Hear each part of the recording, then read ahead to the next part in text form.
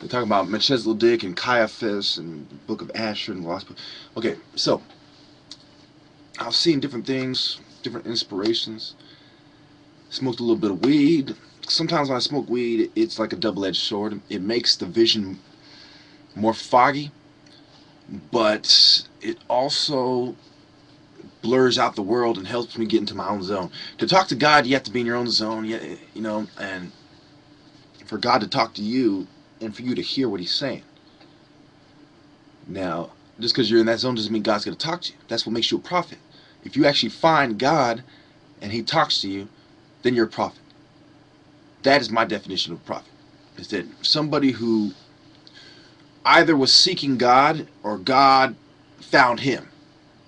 In my case, I was seeking God and I connected with God. Other people, they're going through life and God just came down on them. Bow! Next you know, they're fucking have revelations.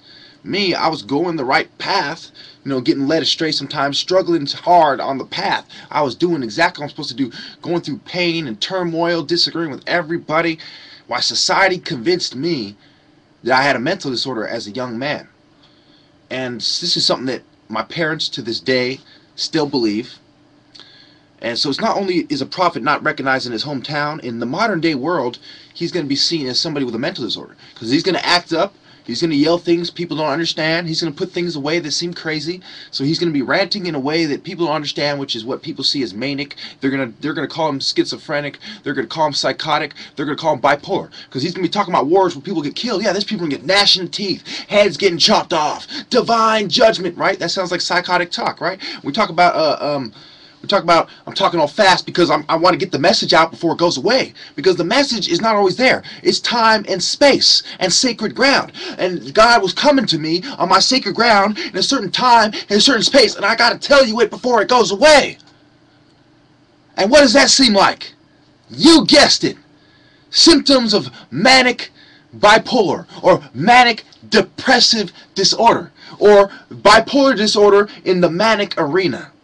Now don't you see what I'm saying? Now, what happens when I see great catastrophes and people I care about getting turned to fucking nothing, getting cut up, getting boiled by fucking lava, eaten by locusts, all kinds of shit, big fucking mountains falling on these motherfuckers, lightning hitting these motherfuckers, blood fucking in the water turned to blood, and they're trying to drink it and they're getting sick and they're getting all kinds of weird STDs because the water turned to blood and it's infected by STDs for some fucking faggot taking a swim. Think about it, cuz. What kind of effect does that have on the normal person? He's going to start displaying symptoms of depression. So, what you're telling me is either this person does not receive God, or that receiving God means you're going to be depressed, bipolar, schizophrenic, and psychotic will all be that. I'd rather be depressed, bipolar, schizophrenic, and psychotic in your eyes than allow you to convince me that that's what I am, so that I think that that's what my kid will be, so that I sacrifice my kid to Satan. No. I'd rather sacrifice all you crackers to Satan before you get me to follow that train of thought you want me to follow. Or you label me as someone with a mental disorder, so when it's time for me to complain about my rights, oh, he's got a mental disorder. He doesn't really mean what he's saying.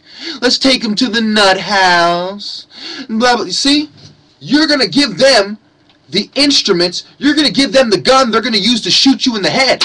You're going to give them the chains they're going to use to tie you up and take you away without a fair trial anytime they want. You're going to give them the flame they're going to use to burn up your constitutional rights. You're going to give them the right to give you a police state, a fucking Nazi concentration camp that's built around this whole motherfucking country. And do you think they haven't done it before? What about the Japanese internment camps, you blind fucks? What about the FEMA camps? What about Alex Jones reported in the news that they came out the other day at the CIA torture camps, I think it was North Carolina. So you're telling me that these crackers are building East and West Germany all over again in one big world police state where this faction controls that concentration camp and this faction controls that concentration camp and the barrier is the fucking ocean. Thank you.